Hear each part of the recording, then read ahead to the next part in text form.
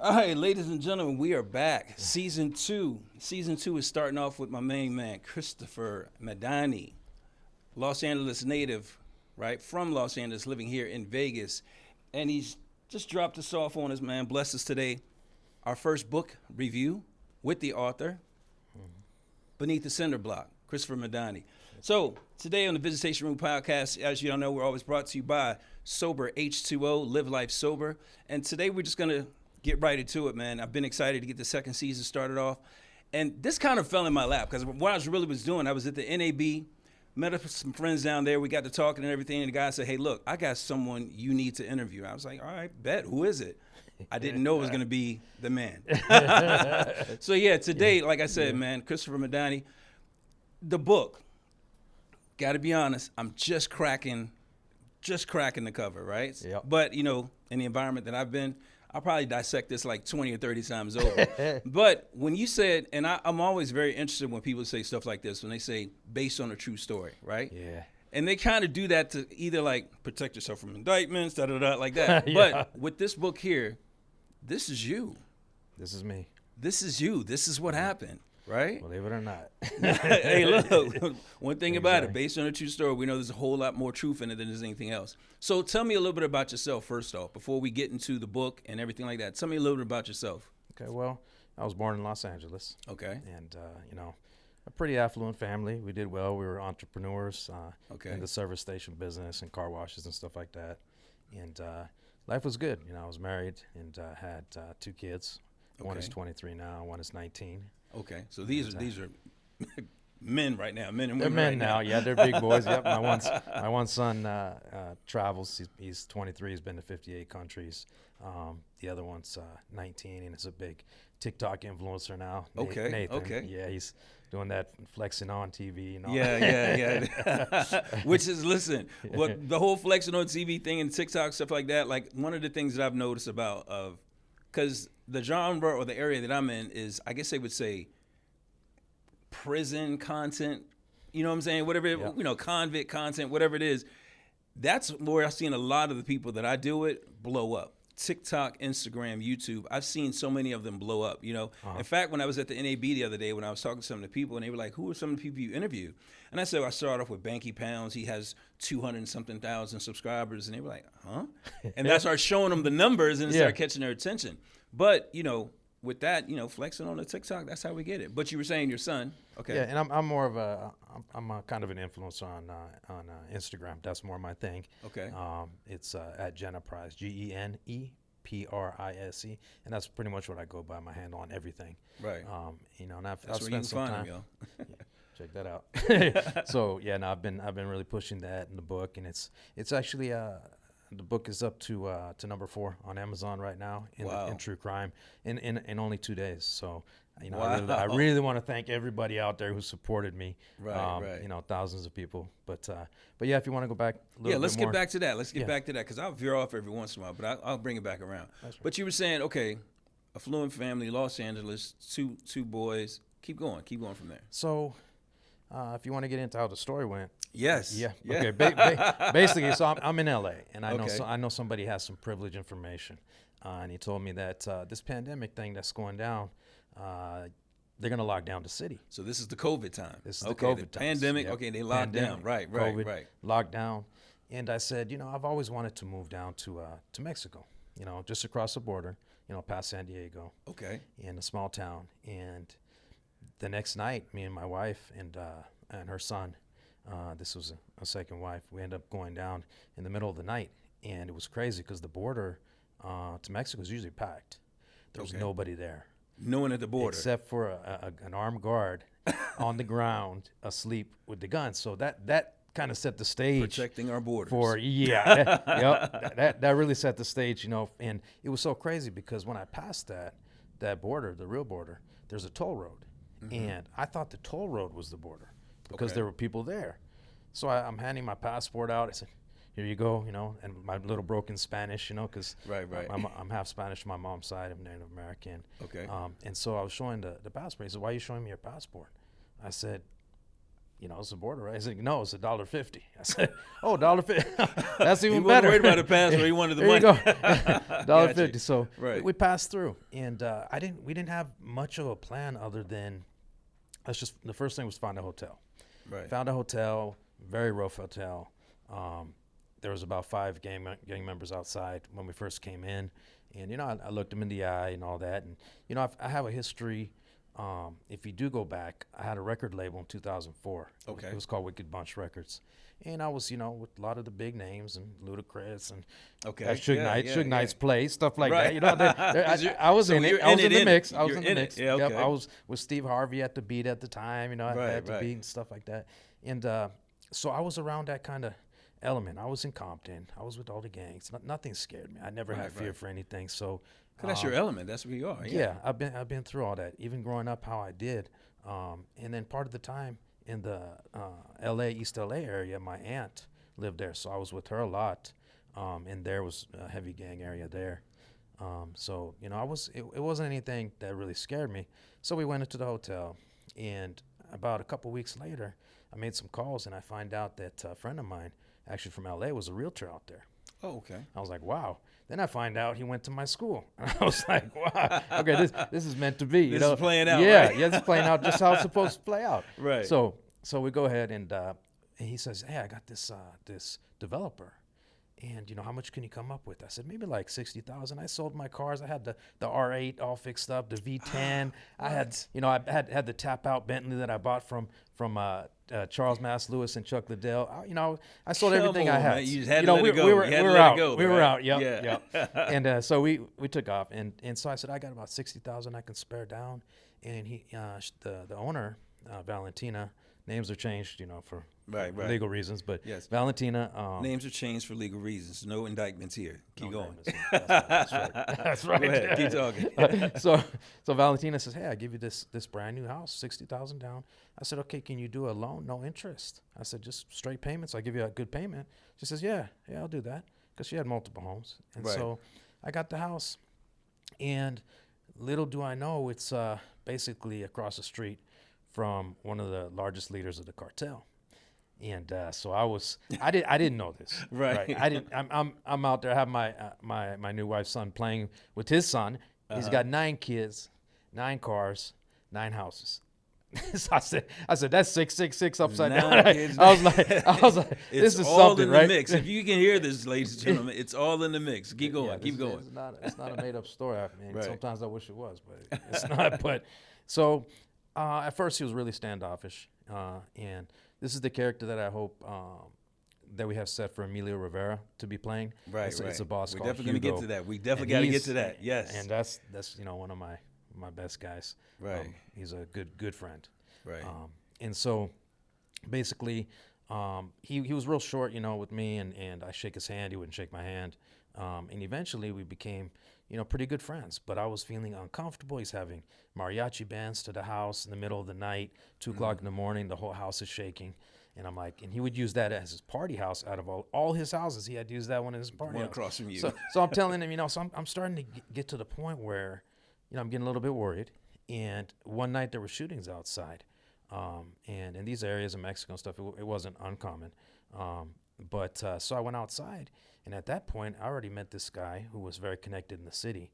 Right. And so he got me a gun, and I went out with the gun, and I went out with the bulletproof vest, and I was ready to fight. And I see the whole head of the narcos and the cartel outside, and they're laughing at me. So, okay. So, hold on. So, L.A. came out, right? You're defending the home and the territory and so on and so forth. Yep. But just for a split second, you forgot you were in Mexico. Yeah. Yeah. Okay. So now you're out there, and you said they laughed at you? They were laughing at me. They said, "What are you doing?" At that time they called me Genesis. That was my name back in the music business. Right. And so, and I'd done a project in Skid Row called Prince Genesis Nights on Skid Row, which is on line 2. So they called me Genesis. What are you doing, Genesis? I said, "There's gunshots." They said, "So?" I said, "Aren't we going to defend the neighborhood?" Right. And they said, "Get back in the house." And I said, "What do you mean?" And they said, "Get back in the house. It's no big deal." I said, "All right." And they were laughing, and they said, Right. "Hey, don't shoot yourself, accidentally." Like that, joking around. And I look back at them, I said, "Man, this is not good." They didn't take you serious No, at all. At right. all. Right. They thought it was a joke. So I said, okay. And so we end up moving. and we moved to another house that's right on the water. How long before you moved? I would say we were there with him for a couple months probably. Right. But when that happened, you already had your plan. We're Yeah, getting out of here. we started, and the crazy thing is this, and this is a big part, is he approached me and he said, so he knew everything about me already. He knew everything about me. Right. And I said, he's like, so what's the deal with the movies? I said, well, I'm a movie producer.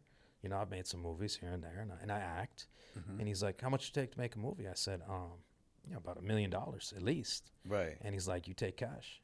I said, he's like, you get cash in the house. I said, but what do I got to pay you back? Like, what's the catch? Right, He's like, right. That's LA he's talking. like, yeah, that's exactly, LA talking. right? He says, 1.5. I said, I can't get you $500,000. Like, it would take years. Movies take years. As a matter of fact, the book is based on, what the series, the Netflix series is going to be. And he's giving it away too fast. But yes, go ahead. Never mind. No, just kidding. Splash that. No, just kidding. Okay, so basically, Right. so he says, $1 million, and I said, I can't pay you that back. He says, well, I give you a couple years. I said, and so I go back to my wife at the time. I said, Hugo's willing to give me $1 million. She says, take it. Now, wow. Okay. She grew up in some rough parts of Europe. Right. In rough times. So she wasn't scared either. And I said, I'm not taking the money. And she said, I said, if we take the money, you don't pay it back, your son and everybody's finished. So you already know this. You already that's know. The rundown. Right. Yeah. Right. And so she said, she's like, okay, well, I think you should take it. Of course, I didn't take it. And at that point, I think is when we actually ended up, moving. And we didn't move far away. It was about 15 minutes. Okay. Onto the beach. And we didn't break ties with Hugo. We still stayed friends.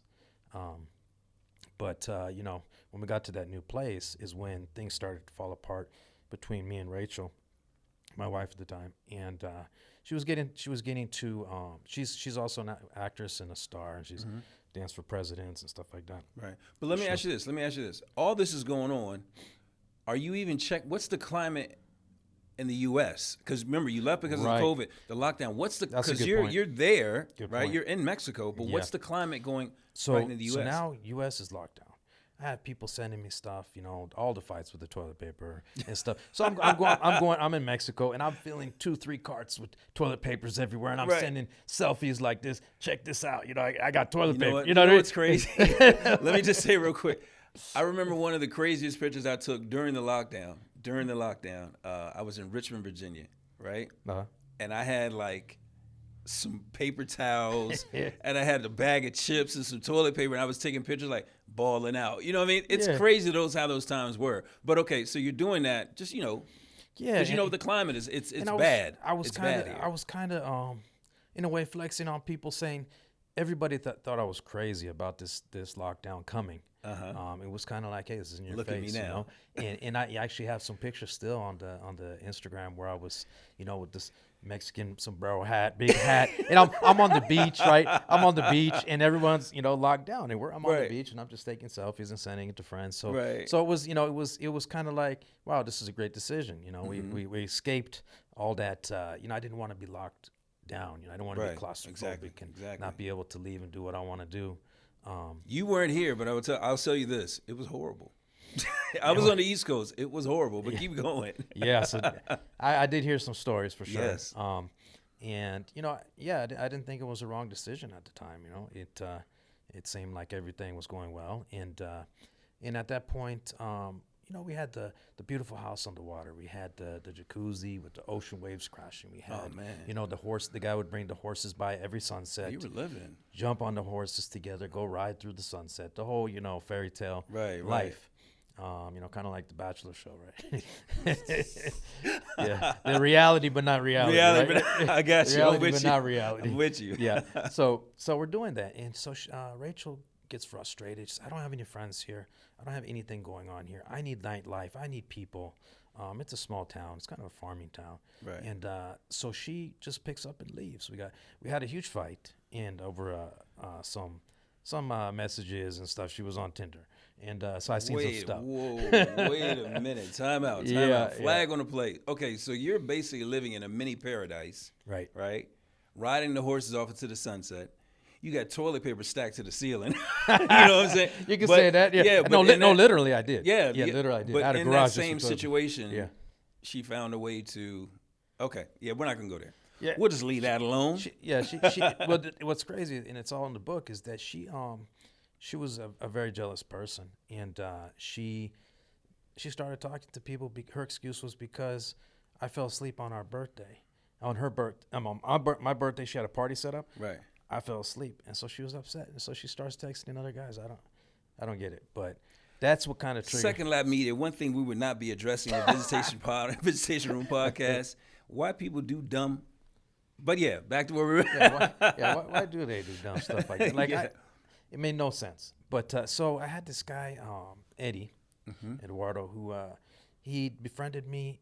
The first time that the police were harassing me a lot, he befriended me, and he said, I'll be your right hand. I'll take care of anything you need. I mean, all the way from, hey, I need 250 pounds of chicken in the fridge stored, all the way to, I need some TVs or anything. I mean, anything you needed. So he was taking care of stuff for me. And my wife was very jealous of him too. She said, "You're spending too much time with this guy." So she wanted him out, like out. Wow. Like okay. out. And I said, "No, Yeah. no, I'm not." So she leaves, and I meet this. I went through like a month or two where I was depressed and looking for her and everywhere. And Eddie ends up connecting me with the police department, with the president of the city. Next thing you know, I'm this big guy in the city. Right. To the point everybody knew me. To the point where when I drove, no police officer would touch me. They pull next to me and just salute me. Right. I had my own badge, and I had uniform. I even could drive the police cars. So let me ask you this, just real quick. So this doesn't just fall in your lap, but it kind of fell in your lap, right? It kind of did. So yeah. were you giving back in the community? So how did that recognition for them to be so you were giving back in the community, Exactly. right? So okay, I was the official sponsor of the president's campaign.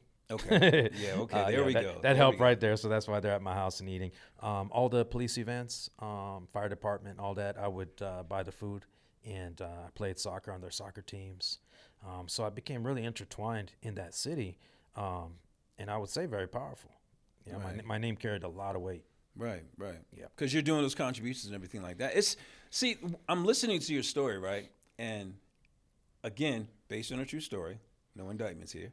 But the thing is, when I'm listening to your story, I'm seeing how many of us here, I don't want to say the U.S., but because you were still in it, but how many of us go through the same thing. I can recall, like myself, when I was younger, we did the things like the food giveaways and the turkey giveaways and so on and so forth, because you don't want the community kind of being in your business. Right. They're in your business, but you don't want them in your business. But that's your way to be able to rub elbows with the right people. So that's basically what you've done, right? Yeah.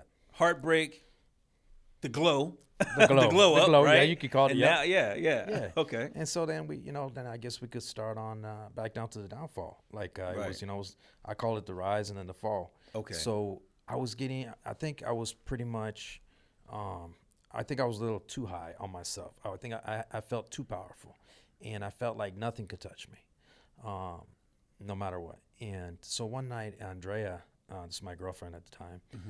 She says, "Hey, I want to go dancing down in Tijuana," and it was dangerous. I didn't have the connections there that I had in the other small town. Right. And I told her that. So you mainly stayed in your lane, right? Pretty much, yeah. Okay, I pretty gotcha. much stayed in my lane, did my thing, ate my chicken and rice, drank my lemonade.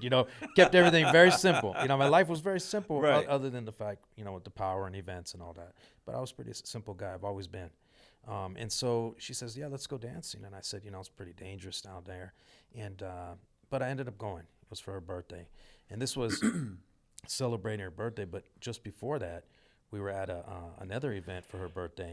And I had so much power that one of the major singers out there in Mexico, like of all times, legend, I guess you could say, is probably at the level of like a Michael Jackson out there.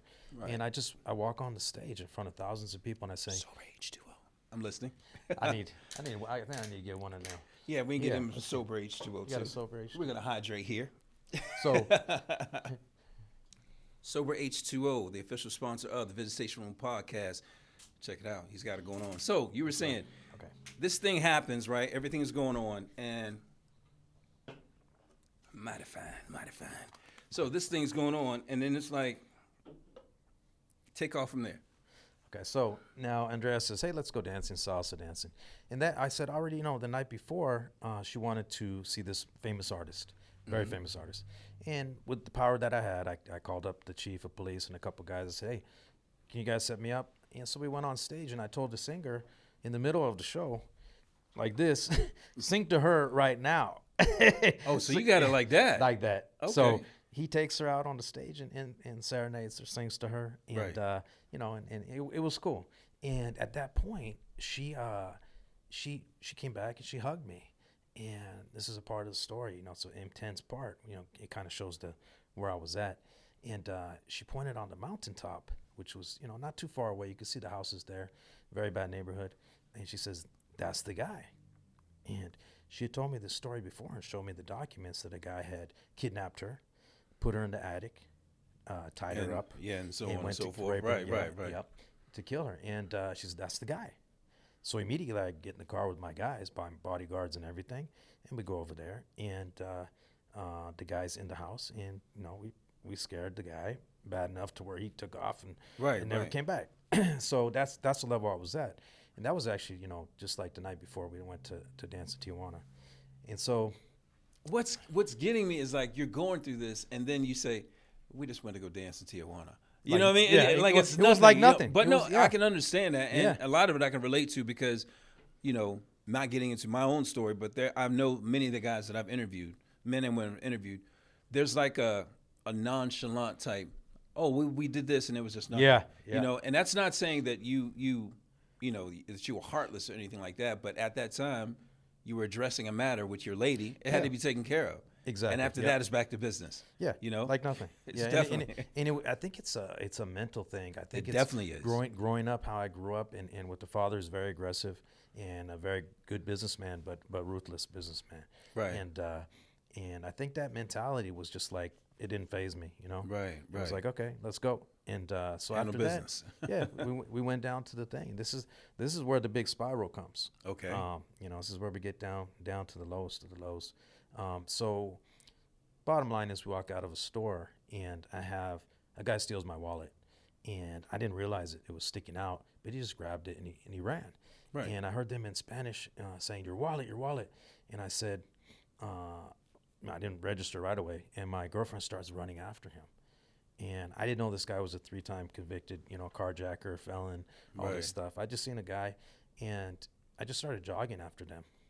Well, she gets to the door where he's at. It's on a main street, hundreds of people. It's a Saturday night, clubs everywhere.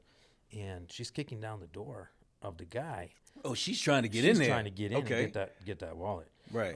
And I was telling her to back off, and she wouldn't. So I called the police, and I said, I do know some people. I did date the chief's down there, his niece too. Let me see what I can do. Right. And so I'm calling. This guy won't come out. So I'm pleading, just keep the $600. Give me my wallet. I need my license, and I need all my, that. my Right, card. right. That's it. And he's basically telling me, sorry, I don't have it. So I'm like, wow, okay. So This is how we're gonna play this. yeah, this is how you're gonna do it, right? So I don't, everything happens so fast. Like, I mean, it's pretty bad. All of a sudden, he comes out. Mm-hmm. He has his hand out. I think he has a gun. At that point, I had a small 22 in my boot. Right. I pulled it, and it was it was a surreal moment. It's almost like in the movies, Yeah. I pulled the gun, and when I pulled the trigger, that bullet was like slow motion, Right. and it was headed for him, right? Like We call that the zone. like we the call that movies the that I zone. make. Not that I That's would know anything about that, but yeah, we call that the zone. the zone. Yeah, we know nothing about it. So Right. so it hits him, and he's bleeding everywhere. And hundreds of people are gathering now, and I was still in shock. And my girlfriend goes and says, "Hey, let's hide the gun." I said, it turns out that at age 14 she was working for the cartel. I had no idea this. Right. So it wasn't anything new to her. And Right. so I guess at the level that I was at, it wasn't surprising the type of people that I was with, because they had to be able to keep up with my lifestyle. How I was. I was never into drugs or anything like that. Right. So the police come, and the police came, and they didn't even come after me. First thing I did is I told them this guy was going to shoot my girl, and he took my wallet, and all the police were with me, and we're looking through the bathroom. They had these ceiling tiles. We're pulling the ceiling tiles out everywhere. Trying to get your wallet. Yeah, trying to find my wallet. Meanwhile, this guy's bleeding out, right? Like, it hit him back, right near the neck a little bit. Right. And he ends up, the ambulance comes, and they take him. They sew him up, and 30 minutes later, he's walking around like nothing. Guy's like nothing. Okay. And I'm sitting there, and of course, the police, I'd say, cars pulled up on the curbs everywhere. It must have been at least 25, 30 police officers. And being an American in Mexico and involved in a shooting like that, being that Mexico is one of the most strict places to get guns. Right, it is. That exists. There's only one gun store in all of Mexico. And I did not know. You pretty much have to be a law enforcement to get a gun. Wow. And with my prior connections, it wasn't hard for me. Right. So anyway, the cops come, they take us, and at this point, I still think they leave us in a holding cell, and they took us to an interrogation area, and we went through all that, and I would just they left us handcuffed for 24 hours. My hands were bleeding all over. Like, that's how long. They said, you're going to sit there until you admit that you tried to kill this guy. I said, I did not try to kill anybody. I was protecting my girlfriend. I'm not saying that. And they said, if you don't say that, we're not going to uncuff you. So I sat there, and they said, you need to take a gunpowder test. And I said, okay. I said, so, I thought I would fail it.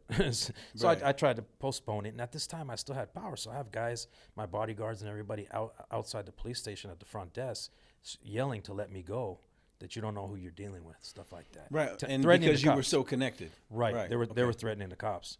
And so the cops had to take me to another area because they were afraid that somebody would try to, attack them or whatever. Right. And so, long story short, on the police station, we basically end up being arrested and brought into the major prison. They put me in like an armored vehicle, like for major, and chained me down, arms and legs, into the armored vehicle. And that's when it started getting real. Started realizing that, hey, all that power that I had, all that connection, all that money, everything meant nothing at that point. Nothing at all, yeah. Nothing. Yes. But on the way there, with the police officers, when they were taking me there in the first police car, I still had power to the point where I told them, look, I'm making a movie about this. I'm going to write a book about this, right? At this time. So wait. So that's the irony, right? You at the time that they're taking you down, you've been booked. I'm telling them to take pictures, and you're for saying, my look, book. I'm going to make a book. Right. Okay. Yes. Sorry. Keep going. Irony is killing me. Right. So they take me. I said, look, I need to eat. So they take me to Burger King. And I'm in the back, and I said, yeah, let me get just a plain hamburger, nothing on it. So I get a hamburger. It's got stuff on it. I said, go back to the drive-thru to the cops. Give me a hamburger that doesn't have ketchup and mustard on it. I want it plain. I said plain. I'm telling this to the police. So you're still on boss. You're still, I'm still in boss that mentality. zone, You're thinking still that in boss mentality. Boss right? mentality that I run things here. And the thing is, when I'm hearing you say that, right, it's crazy because I've seen so many guys who've got incarcerated and still thought that they were running the show. Yeah. I mean, in their mind, you're still running the show until there's a humbling moment. There is a humbling experience, right? And we'll get to that. We'll get to that. Yeah. So go ahead. Okay. So basically, I was still thinking it was going to be okay. So they brought us into the first court meeting right when we got there, and because it was COVID, it was just a small room that fit 2 people, computer monitor, and it's an old computer monitor. Right. And the judge comes on. And at that point, even the guards, they can't fit in the room, but they're standing there. And I'm sitting there and still, it was with my girlfriend, and I'm holding her hand. And the guards say, don't touch her hand. And I said, like that, I don't care. I keep touching her hand. They're coming in, separating our hands, right? we're handcuffed right here, separating our hands. I keep holding her hand. Right. And so I was still defying them. And I told him, I said, hey, take pictures, get some shots of me right here, this and that, right? And so, I was still on that, we're going to make a movie about this. Right. We're going to, this is going to be something big.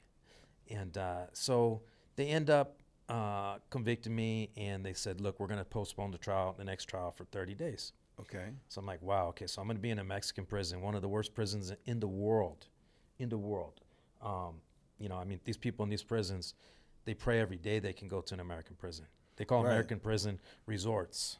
You know, that's Right, how. right, yeah, right. Yeah, they're like, oh God, I wish I can get. You know, even the Americans. wanna So get so extra now back. you this happens, right? You're locked up.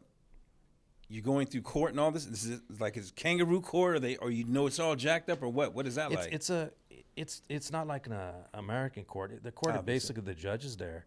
The prosecutor tells the case, and the prosecutor made the case that I was out shooting all around the neighborhood in the city. With a and that I said- 22? that I was yelling, shooting in the air, that I'm going to kill everyone. I was like, what the heck? What is this guy talking about? Right.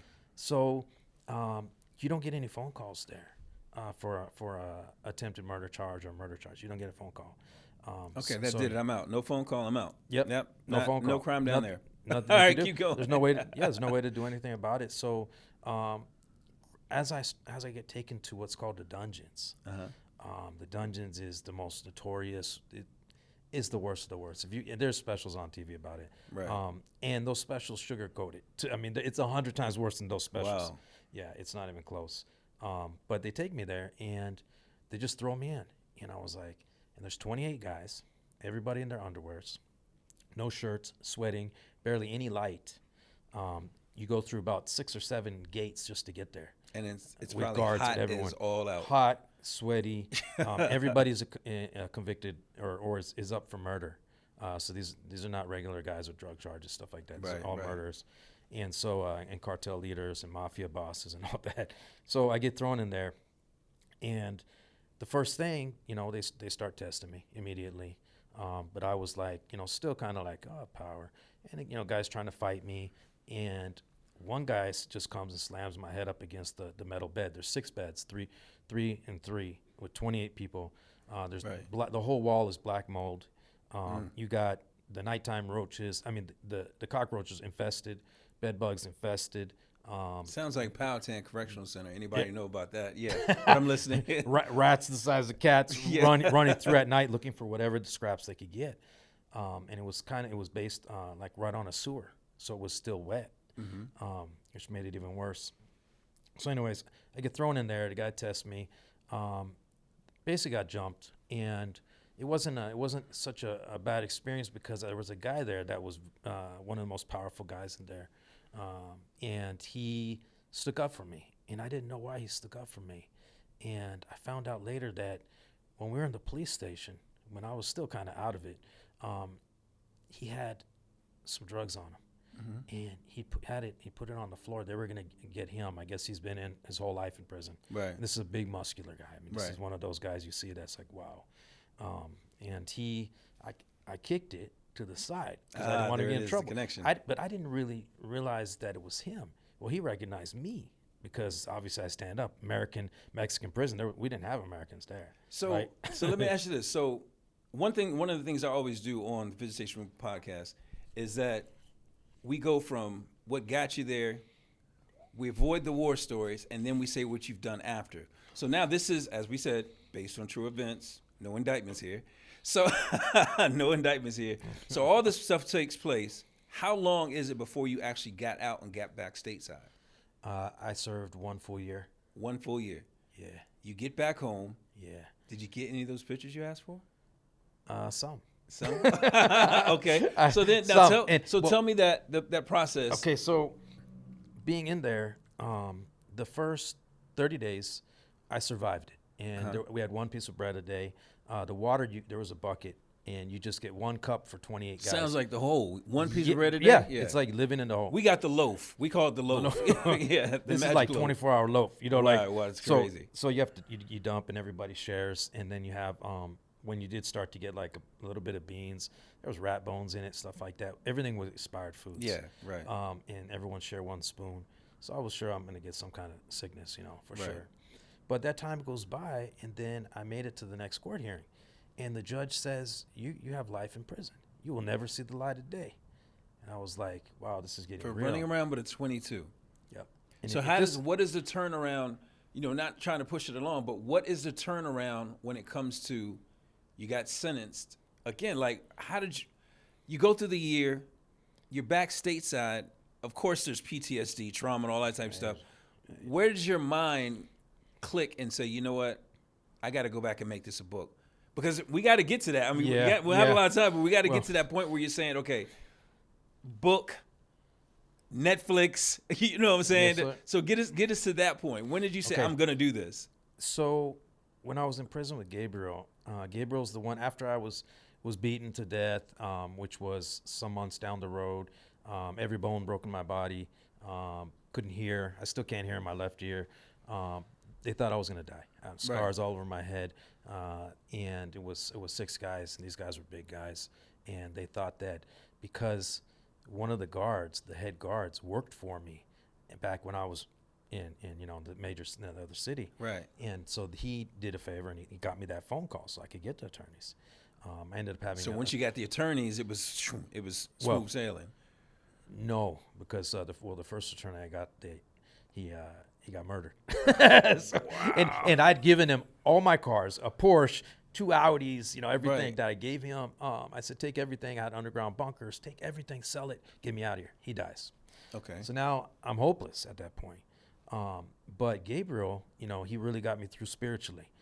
We prayed a lot, and I ended up after that beating, after I survived, took about 45 days in the wheelchair, all that, and God willing, I'm still here today. Everything works. Yes, everything's good. People say, I don't know how you're still walking. I am. So you get through that, because, man, we just went through we just watched the Alabama Solutions, and they were talking about some of the beatings and the actual murders by staff and upon inmates and everything. But you've gone through this again. You're home now, right? I'm fast forwarding. Yeah. You're home now, and you said, I got to make this a book. Right. And then later. I had said, we got to make this a book. We got to make this a movie. We got to make it a series, docuseries, which the documentary has been shot as well. In post-production, as we speak. As we speak. So, right. But I didn't think I could do it. I knew that intention was to do it. But when I got out, the PTSD was so bad. Right. I mean, when I washed my hands, I would see the dirty black water. When I put it on my face, I see dirty black water. Right. Everything that I did, I was scared to sleep on. Let me ask you, sounds get you, like loud noises? Even if I seen, heard police sirens. Right. I'm like laying on the ground. Let me ask you this: what impact did silence have on you? Because I was just talking to a friend of mine the other day, and we were talking about, loud noises do one thing, but silence scares us more. Silence is even worse because your mind goes wild at that point. What's about to happen? Yeah. Yeah, it's like what's next? So I went to a hotel.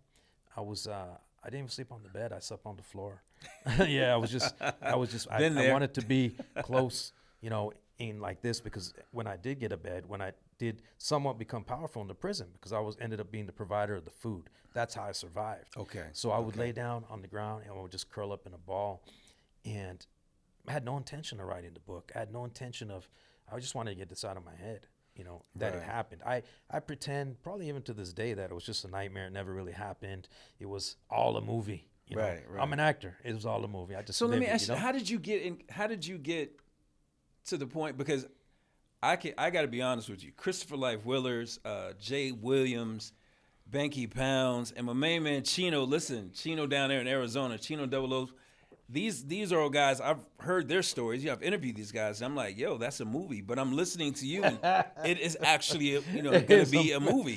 Yes, so sir. How did you get to? Well, you already had connections, which is very good. Yeah.